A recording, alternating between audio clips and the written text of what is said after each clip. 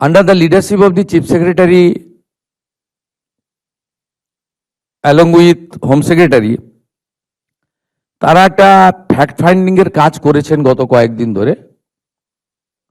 সেইটা দেখার পরে ইনিশিয়ালি আজকে আমরা একটা অ্যাডমিনিস্ট্রেটিভ অ্যাকশন নিলাম। এজ এ হোম মিনিস্টার আমি ডিক্লেয়ার করছি, সেটা হচ্ছে ওই সময় যে ইনসিডেন্ট ঘটেছিল তাকে মিসহ্যান্ডেলিং করা, প্রপারলি এফআইআর ইনভেস্টিগেশন ইনিশিয়ালি যে পার্টটা পুলিশের করা উচিত ছিল অ্যাজ এ ডিসিপ্লিন অর্গানাইজেশন, সেই বিষয়গুলো দেখা। আমরা কিন্তু মূল ইনভেস্টিগেশন পার্টে যাচ্ছি না, কারণ ওটা সিবিআই করছে এবং কোর্টে পেন্ডিং রয়েছে। আমরা শুধুমাত্র আমাদের সরকারের যে লোকরা ছিল, specially the senior police officers, the then Kolkata পুলিশের যারা ছিলেন সিপি এবং ইনক্লুডিং অল, এবং সবচেয়ে বড় অভিযোগ যেটা ইনিশিয়ালি আমাদের কাছে থ্রু মিডিয়া অনেকবারই এসেছে ভিকটিমের মাদারের পক্ষ থেকে, যে দুজন police officer on behalf of the state government টাকা দিতে চেয়েছিলেন।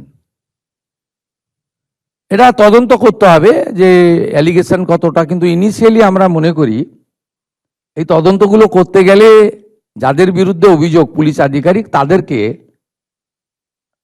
সাসপেনশনে রেখে তদন্ত করা উচিত, নইলে তদন্ত কখনো ট্রান্সপারেন্ট হতে পারে না। আমরা কিন্তু আবারও বলি, সিবিআইর পার্টটা আমরা ঢুকছি না।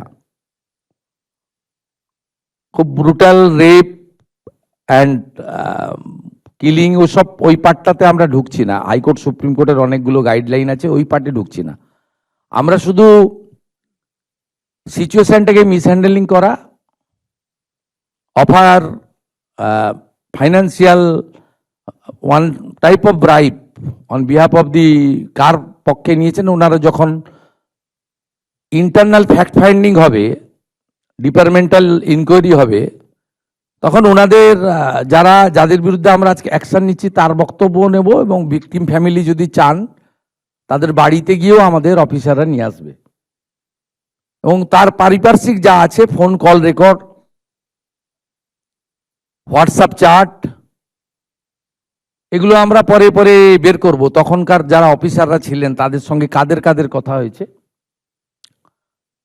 কোনো মন্ত্রী মুখ্যমন্ত্রী দিদেন টাইমে তাদের কোনো ইনস্ট্রাকশন ছিল কিনা, এগুলো আমরা সব বের করব। কারণ ওদের যে অফিসিয়াল এবং পার্সোনাল, সেটা আপনার ইনভেস্টিগেশনের পার্ট। কিন্তু আমরা ওই মিসহ্যান্ডেলিং আর পরিবারকে বেআইনিভাবে অর্থ অফার করা, আর একজন ডিসি তার প্রেস কনফারেন্সের অ্যাটিটিউড এবং language in front of media, এটা আমাদের রাজ্যের ক্ষেত্রে খুব একটা সুখকর ছিল না। এই সব কিছু দেখে, কারণ ইটস এ ডিসিপ্লিন ডিপার্টমেন্ট, উনি spokesperson of the Kolkata police ছিলেন না অফিসিয়ালি, আমরা এখান থেকে তথ্য নিয়েছি।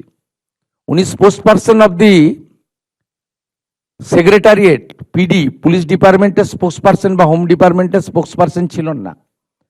উনাকে পার্টিকুলার আরজিকর ইস্যুতে সাংবাদিকদের সামনে কথা বলার জন্য কোনো কাগজে কেউ দায়িত্ব দেয়নি।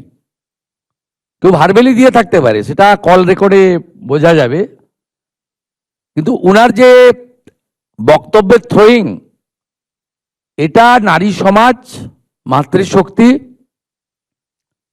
আমরা সবাই তো ভারত পিতা বলি না, ভারত মাতা বলি।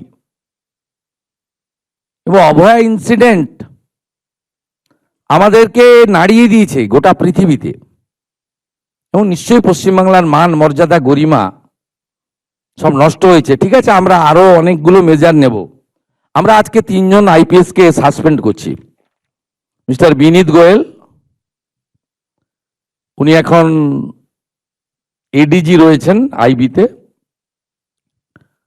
আর আরো দুজন আইপিএস, শ্রীমতী ইন্দিরা মুখার্জি এবং শ্রী অভিষেক গুপ্তা, এই তিনজনকে আমরা আজকে সাসপেন্ড করলাম এবং